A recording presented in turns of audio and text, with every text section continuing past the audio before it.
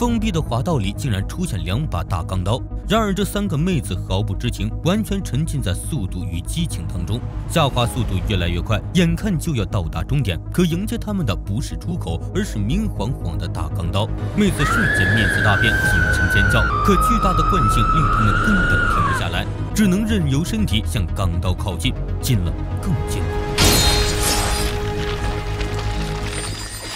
这时，旁边2条滑道的游客已经到达终点。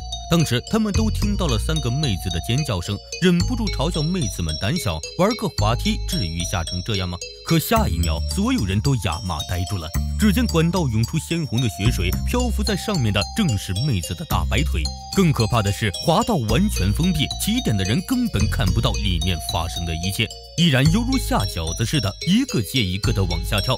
只有一位名叫大强的工作人员发现了端倪，男人的第7感告诉他，眼前这条滑道十分危险，于是连忙拿着刚才捡到的金属碎片冲向起点，说滑道存在安全隐患。黑人小哥以为他又要来捣乱，干脆一把将他推了下去。巧的是，这条滑道就是那条带钢刀的。很快，大强就来到了拐弯处，眼前的景象直接把他吓尿了。翠花和她姐妹们正卡在钢刀上等着他，大强拼尽全力贴紧管道，他拼命地向上使劲，大声呼救。管道实在太滑了，大强还是朝着钢刀的方向急速坠落，幸好2个妹子的尸体绷在垫底，他勉强活了下来。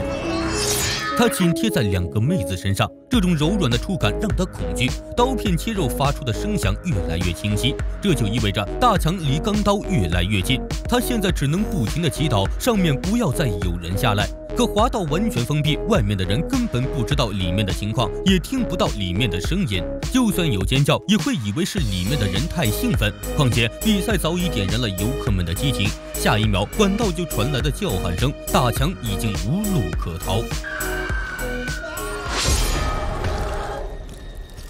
有时候该认怂就得认怂，说不定还能救自己一命。比如黑妹，她极度恐高，而且还有幽闭恐惧，看了一眼望不到头的滑道，当场退出比赛，这也让她幸运地活了下来。黑妹一走，团队人数不够，老板选择凑人头。导演见她如此敬业，于是奖励她先领盒饭。见到钢刀的那一刻，老板差点哭出声，慌乱地往上爬。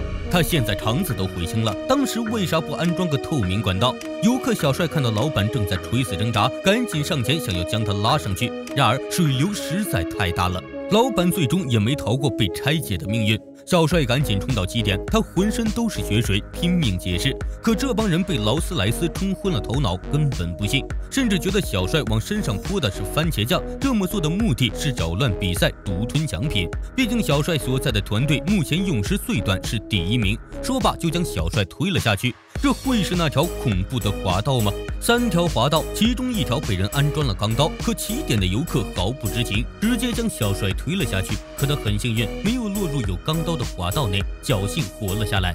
与此同时，救生员大爷想用对讲机阻止比赛，可对讲机被摔坏了，大爷只好一瘸一拐地往上爬。还没等他开口，几个大聪明就将他推了下去。大爷此时此刻心想，早知道这样，还不如刚才心脏病复发把我带走。大爷下去后，好长时间不见人影，估计是和之前卡在钢刀上的游客们汇合了。半天时间，乐园就变成地狱。那个安装钢刀的神秘人到底是谁？一切还得从20年前说起。一名男人冲过滑道，撞破头，晕倒在水里，旁边没人上前搭救，救生员更是视而不见，甚至还在那儿和妹子调情。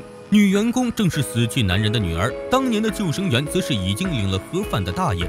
为了复仇，他甚至牺牲色相，和老板夜夜笙歌。看着血红的水池以及漂浮着的妹子大腿，女员工满意的笑了。本片完，我们能够理解女员工失去父亲的痛苦，救生员玩忽职守也实在可恨。可为了复仇伤害这么多人，真的值得吗？好了，本期内容就到这里，有想法的小伙伴欢迎评论区留言，喜欢视频的朋友记得点赞转发，关注洋葱，带你走进精彩的电影世界。